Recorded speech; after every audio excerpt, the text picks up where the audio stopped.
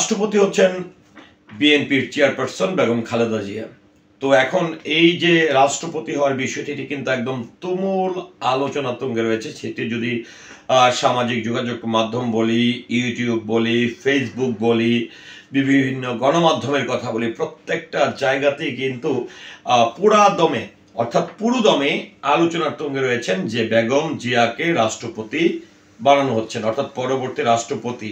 এখন যিনি বর্তমান রাষ্ট্রপতি আছেন, যাকে আওয়ামী লীগ সরকার রাষ্ট্রপতি হিসাবে বসিয়েছিলেন, তার পরবর্তী রাষ্ট্রপতি হচ্ছেন বেগম জিয়া।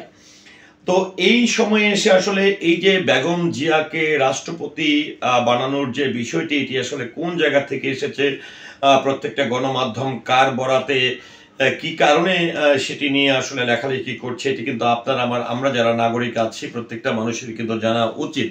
তো বেগম জিয়াকে যদি রাষ্ট্রপতি বানায়, সে রাষ্ট্রপতি আসলে নির্বাচিত সরকার বানাবে নাকি বর্তমান সরকার বানাবে, এটি নিয়েও কিন্তু জল্পনা কল্পনার কোনো শেষ নেই। তো যাই হোক, এই মুহূর্তে আমার হাতে আছে দৈনিক ইত্তেফাক, একটি গণমাধ্যম। এরা এই 1 জুলাই 2025 তথ্যটি প্রকাশ করেছে। এখন এখানে দেখেন একটি ছবি যদি আপনাদেরকে দেখাই, পাশে রয়েছেন পিনাকি ভট্টাচার্য এবং তার পাশে বেগম জিয়া। আর তারা যে হেডলাইনটি দিয়েছে সেটি হচ্ছে খালেদা জিয়া হচ্ছেন রাষ্ট্রপতি, এটি লিখে একটি প্রশ্নবোধক দিয়েছেন। আর এখানে পিনাকি পোস্টে আলোড়ন, অর্থাৎ পিনাকি ভট্টাচার্য তিনি এই ফেসবুকে বেগম জিয়ার একটি ছবি, এরকম হাত ওঠানোর একটি ছবি দিয়ে তিনি এমনটা লিখেছেন। তো চলুন, এই যে দৈনিক ইত্তেফাক পত্রিকা যে তথ্যটি প্রকাশ করেছেন আমাদের পিনাকি ভট্টাচার্যের বরাত দিয়ে, সেটি একটু আমরা জেনে নিই বিস্তারিত আসলে কি আছে।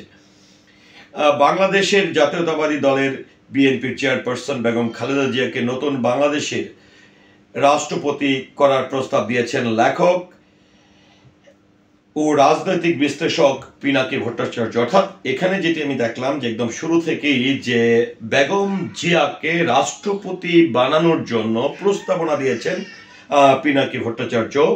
সোমবার 30 জুন রাতে নিজের ভেরিফাইড ফেসবুক পেজে এই পোস্টে এই মন্তব্য করেন এই পিনাকি ভট্টাচার্য। ফেসবুক পোস্টে বেগম খালেদা জিয়ার একটি ছবি শেয়ার করে পিনাকি লিখেছেন, নতুন বাংলাদেশের মহামান্য রাষ্ট্রপতি, যার হাতে স্বাধীনতা, সার্বভৌমত্ব আর জাতীয় মর্যাদার পতাকা সবসময় সুরক্ষিত ও সমন্বিত থাকবে। এই পোস্টের কিছুক্ষণ আগে পিনাকি আরেক পোস্টে লিখেছেন, চুপ্পু যাইতেছে, কে হইতেছে নতুন প্রেসিডেন্ট, এটি লিখে একটি প্রশ্নবোধক দিয়েছিলেন। উত্তর পাইতে একটু অপেক্ষা করুন, সেটিও তিনি জুড়ে দিয়েছেন। এর আগে যেটি হচ্ছে যে চুপ্পু আসলে সরে যাওয়ার পরে, চুপ্পু মহোদয় তিনি আসলে যাওয়ার পরে পরবর্তী আসলে রাষ্ট্রপতি কে হতে যাচ্ছেন এটি লিখে কিন্তু তিনি প্রশ্নবোধক প্রশ্ন রেখেছিলেন এবং একটা সময় নিয়েছেন, এবং সময়ের পরেই এসে কিন্তু পিনাকি ভট্টাচার্য বেগম জিয়ার ছবিটি দিয়ে কিন্তু তিনি এমন একটি পোস্ট দিয়েছেন। তো আর কি লিখেছেন একটু জেনে নিই।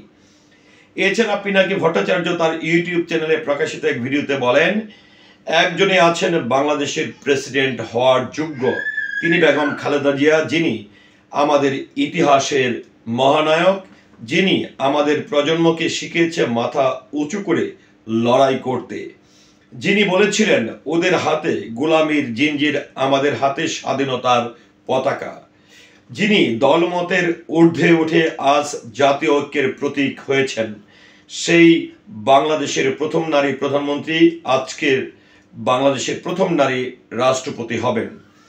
তিনি আসলে আরো বলেছেন, খালেদা জিয়ার আর প্রফেসর ইউনুস, এই দুই মুরব্বী মিলে আমাদেরকে নতুন বাংলাদেশের সূচনায় পৌঁছে দেবে। খালেদা জিয়া বাংলাদেশকে শুধু দিয়েই গেছেন, আমরা ওনাকে কিছু দিতে পারিনি। বাংলাদেশ ওনাকে রাষ্ট্রপতি বানিয়ে নিজে সম্মানিত হতে চায়। অর্থাৎ বাংলাদেশ, তিনি যেটি বলেছেন যে আসলে বেগম খালেদা জিয়া তিনি দেশের জন্য, রাষ্ট্রের জন্য, জনগণের জন্য সারা জীবন শুধু দিয়েই গেছেন। এবার রাষ্ট্র আসলে বেগম জিয়াকে প্রেসিডেন্টের মর্যাদা দিয়ে প্রেসিডেন্ট হিসাবে বসিয়ে সেই সম্মানিত করতে চায়, এমনটাও তিনি এখানে ব্যাখ্যা দিয়েছেন।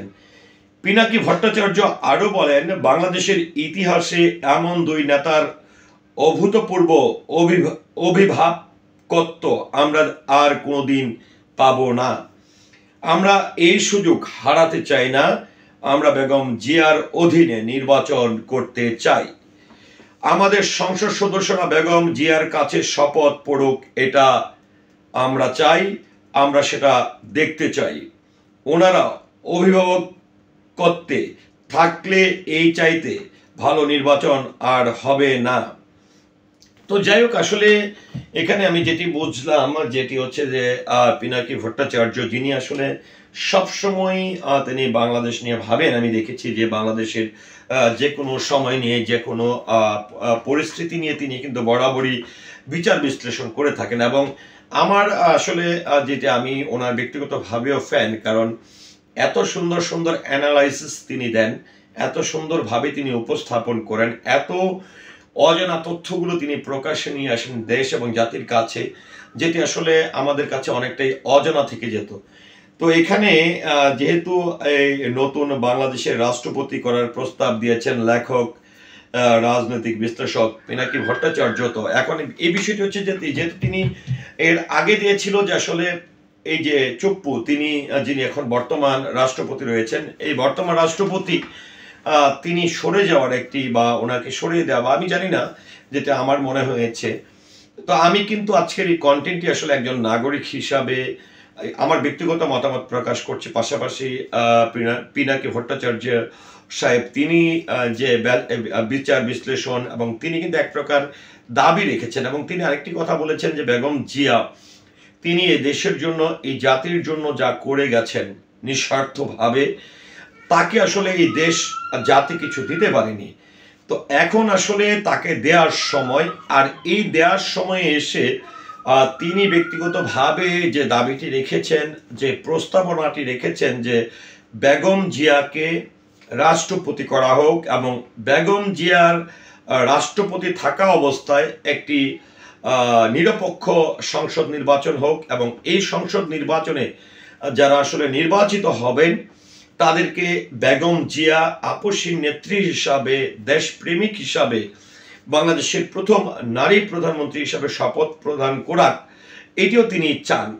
তো যাই হোক, এই যে পিনাকি ভট্টাচার্য সাহেব, তিনি যে আশাটি ব্যক্ত করেছেন, এবং পরবর্তী বাংলাদেশের রাষ্ট্রপতি হিসাবে দেখার যে আশা আকাঙ্ক্ষাটি তিনি প্রকাশ করেছেন, এটি নিয়ে অবশ্যই আমি জানতে চাইব, আপনারা, আমরা যারা আছে, অবশ্যই আমাদের মতামত প্রকাশ করা উচিত। এবং অবশ্যই আমার এই ভিডিওটিতে আমি রিকোয়েস্ট করব যে পিনাকি ভট্টাচার্য মহোদয়ের যে আসলে এই যে প্রস্তাবনা, বেগম জিয়াকে আপসী নেত্রীকে রাষ্ট্রপতি বানানোর যে প্রস্তাবনাটি দিয়েছেন, এবং পরবর্তীতে যারাই ক্ষমতায় আসবেন তারা এই আপসী নেত্রীর কাছে শপথ গ্রহণ করবেন, এবং বেগম জিয়া, ডক্টর মোহাম্মদ ইউনূস সাহেব, এই দুজনের কাছে এই রাষ্ট্রকে নিরাপদ রাষ্ট্র হিসাবে নিরাপদ মনে করছেন, এটি নিয়েও আসলে আপনাদের মতামতকে আশা করছি কমেন্টের মাধ্যমে জানাবেন। সে সাথে অবশ্যই আমার পুরো ভিডিওটির সঙ্গে থাকার জন্য সকলের প্রতি কৃতজ্ঞতা এবং ধন্যবাদ জ্ঞাপন করছি। আসসালামু আলাইকুম।